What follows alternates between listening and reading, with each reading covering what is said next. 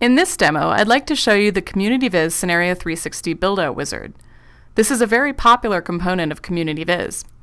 Build-out is a commonly performed planning analysis in which you calculate how many buildings could be built on your land according to current land use regulations.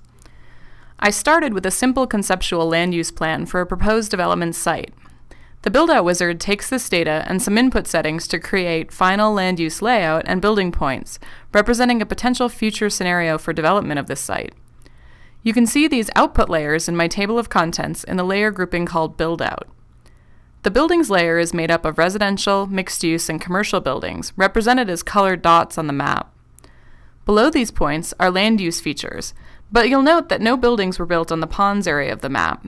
In fact, if I turn off my original conceptual land use layer, you can actually see where the layer was clipped by the pond areas. Build-Out Wizard also summarizes the total development potential for my project in these handy charts. This shows me how many dwelling units could be built and how much floor area could be built. And there's also a very nice report available in my reports list that tells me all about my build-out results. Running a build-out analysis is relatively straightforward. You will need at a minimum some land use features, like our conceptual land use layer, and associated densities for each. I find it helpful to have a table of my use and densities before I even begin a project. This data all gets input into the Build-Out Wizard, which I can find in the Scenario 360 drop-down tools. You will notice that there is an advanced version of the Build-Out Wizard, which I will click so you can see some of the advanced settings. The wizard has several components, starting with numeric, which does the math. So in this case, it is set to my conceptual land use layer, and the field land use stores the land use designations in this layer. This screen shows my density rules. For example, for commercial and mixed use densities, I have set floor area ratios. And then, for residential, I set dwelling unit densities, most commonly in dwelling units per acre, but there are a number of ways to define density in both residential and non-residential areas of my map. There is the ability to include mixed use, both in terms of within a site and within a building. If you do set up mixed use within a building, you can give it even more specific values, like what % of floor area is used for each building. Mixed use is always optional. You can put in efficiency factors if you want, which simply reduces your total number of buildings by a percentage.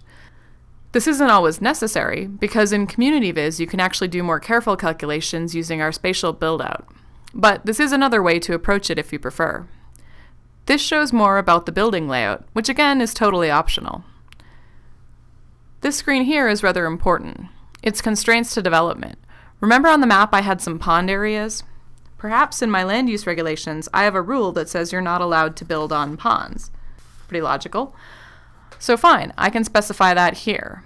In this screen I told it no building on ponds. Since I had some existing buildings, I subtracted them out here. And that's pretty much the end of numeric build-out. Continuing on to spatial build-out, you can see how those points were placed on the map. To do that is not too hard. You just have to tell it some rules, like if you want to specify a minimum separation distance between buildings or different layout patterns. You can follow roads, as I've done in some areas here, or you can do a grid or a random layout. And if you want to do something like setback from roads, you can do that as well. You can choose to have your buildings set up as points or as footprints. I'm using points.